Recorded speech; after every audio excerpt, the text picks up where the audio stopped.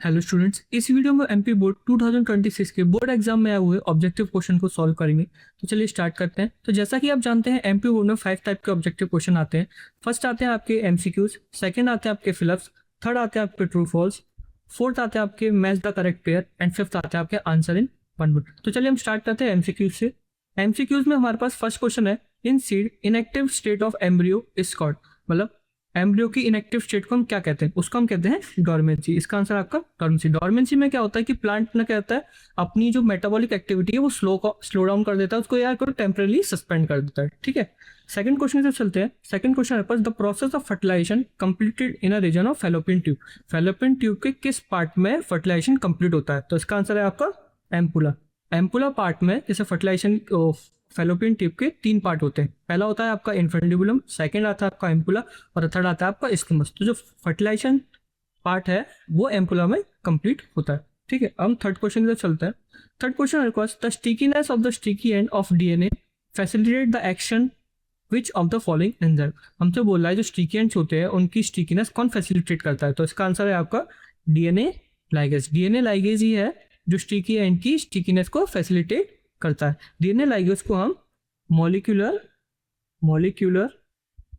Glue भी कहते हैं। ठीक है स्टूडेंट्स, हम चलते हैं फोर्थ क्वेश्चन की तरफ।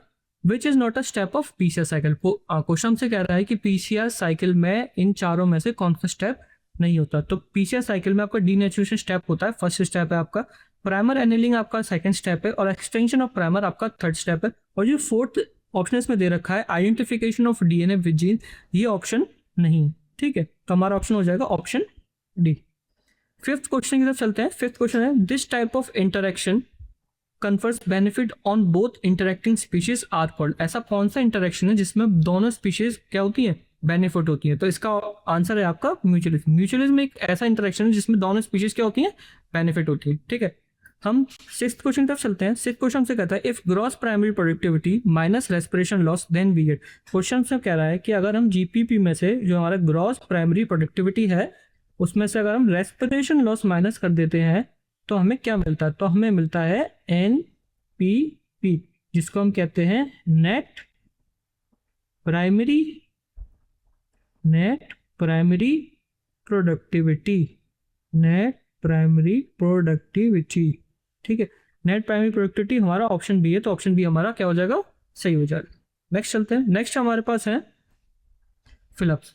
तो फिलअप में फर्स्ट क्वेश्चन है पास, dash of contraceptive tablet developed by central drug research institute of Lucknow India. CDRI Lucknow ने कौन सी कॉन्ट्रासेप्टिव टैबलेट डेवलप करी थी? तो इसका आंसर है आपका सहेली। सीडीआरआई लखनऊ ने सहेली नाम की एक कॉन्ट्रासेप्टिव टैबलेट डेवलप करी थी और सहेली को एक नॉन स्टेरॉयडल टैबलेट, ठीक है, नॉन स्टेरॉयडल कॉन्ट्रासेप्टिव टैबलेट है।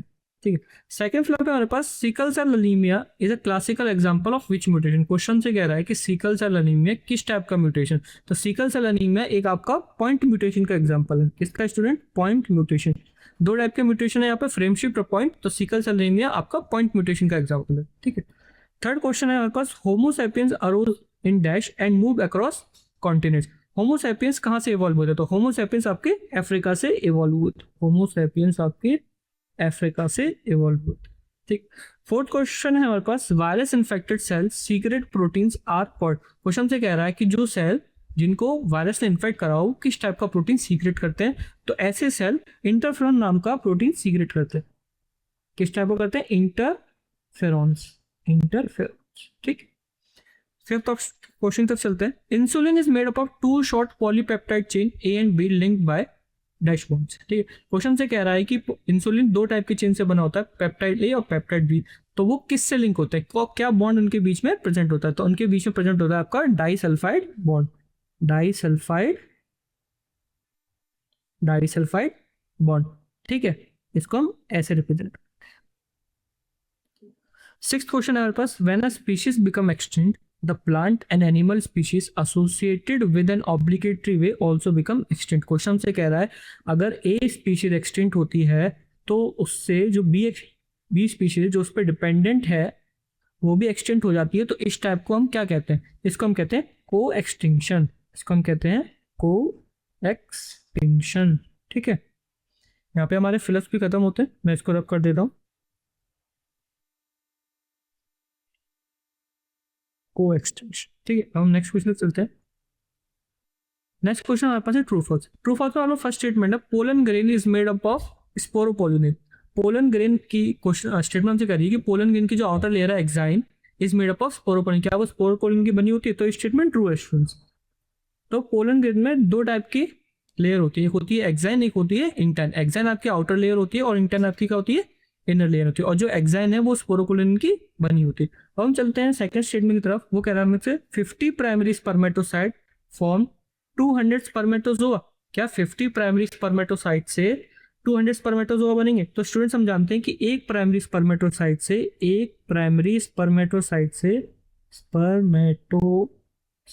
से आपके 4 स्पर्मेटोजोआ बनते हैं। 4 स्पर्मेटोजोआ बनते हैं।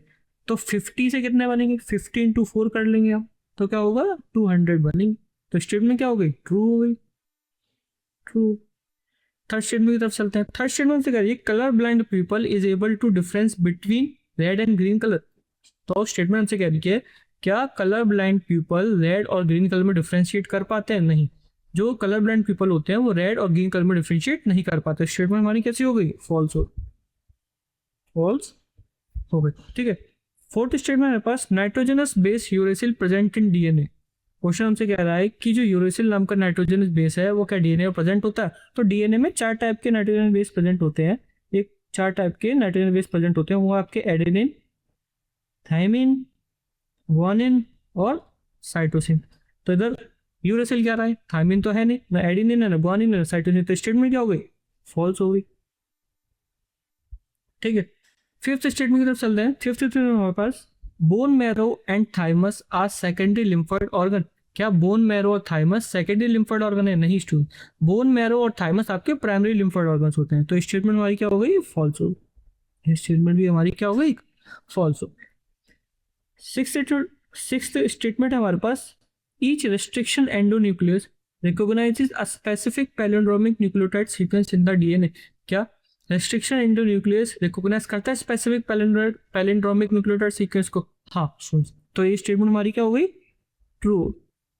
ठीक है, हम नेक्स्ट क्वेश्चन की तरफ चलते हैं। Next question answer match the correct pair. ठीक है, तो फर्स्ट है हमारे पास स्ट्रॉबेरी। तो स्ट्रॉबेरी क्या है? स्ट्रॉबेरी एक फॉल्स फ्रूट का एग्जाम्पल है। तो स्ट्रॉबेरी क्या है? हमारे पास एक फॉल्स फ्रूट का एग्जाम्पल है। फॉल्स फ्रूट वो फ्रूट होते हैं जो ओवरी से डेवलप नहीं होते। ठीक है, स्ट्रॉबेरी है वो हमारा थैलेमस से डेवलप होता है, ओवरी से नहीं। तो ये हमारा फॉल्स फ्रूट हो जाएगा। फिर चलते हैं वैसेक्टोमी हमारे पास। वैसेक्टोमी स्टूडेंट्स एक मेल स्टेरिलाइजेशन होता है। इसमें क्या होता है? हम वास डिफरेंस को कट कर देते हैं। ठीक है, तो वैसेक्टोमी क्या हो गया? हमारा ऑप्शन सी करेक्ट। ठीक, हम चलते हैं थर्ड की तरफ। थर्ड क्या दे रखा है हमें? थर्ड रखा है स्विच टी। स्विच टी बनाने में किस माइक्रोऑर्गेनिज्म का यूज करा जाता है? तो वो है आपका प्रोपियोनिबैक्टीरियम शार्मिनाई का यूज करा जाता है। तो इसका आंसर हो जाएगा आपका ई। फोर्थ दे रखा है आपका ब्यूटारिक एसिड। ब्यूटारिक एसिड में भी किस माइक्रोऑर्गेनिज्म का यूज होता है? वो है आपका क्लोस्ट्रीडियम ब्यूटाइलिकम। तो इसका भी आंसर हो जाएगा आपका बी। लास्ट बचता है हमारे पास स्टैटिन। तो स्टैटिन क्या है? स्टैटिन एक ब्लड कोलेस्ट्रॉल लोअरिंग एजेंट है। ठीक है, स्टैटिन क्या होता है? एक ब्लड कोलेस्ट्रॉल लोअरिंग एजेंट होता है। तो इसका आंसर हो जाएगा आपका ए। ठीक है, नेक्स्ट क्वेश्चन की तरफ चलते हैं। हमारे मैथ्स का करेक्ट पेपर हो गए।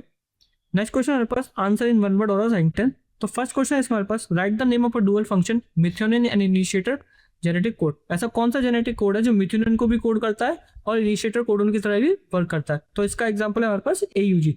एयूजी है जो मिथ्योनिन को भी कोड करता है और इनिशिएटर कोडोन का भी काम करता है। कहाँ काम करता है? ट्रांसलेशन में भी काम करता है। अगर ये कोडोन स्टार्ट में नहीं होगा तो जो ट्रांसलेशन है वो प्रोसेस स्टार्ट नहीं हो पाएगी।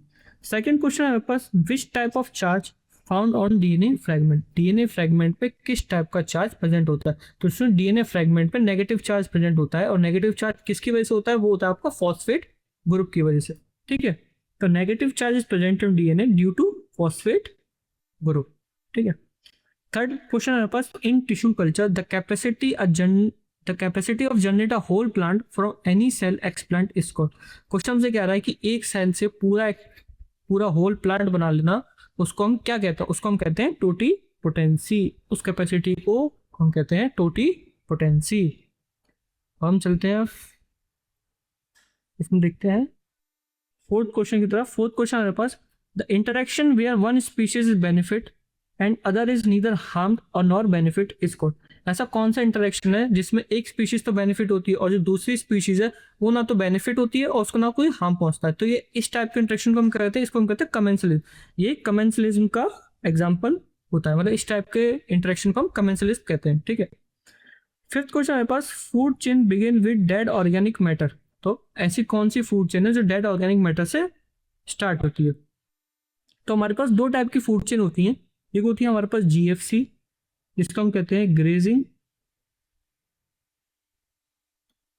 फूड चेन, और दूसरी होती है हमारे पास डीएफसी, डेट्रिटस फूड चेन। तो जो डेट्रिटस फूड चेन है वो आपकी डेड ऑर्गेनिक मैटर से क्या होती है, स्टार्ट होती है। ठीक है, इसको भी हम रफ कर देते हैं, आंसर लिखा हुआ है। ठीक है, तो यहाँ पे हमारे ऑब्जेक्टिव क्वेश्चन खत्म होते हैं। अब हम नेक्स्ट डिस्क्रिप्टिव क्वेश्चन की तरफ चलेंगे, जो है हमारे 2 मार्क्स के क्वेश्चन।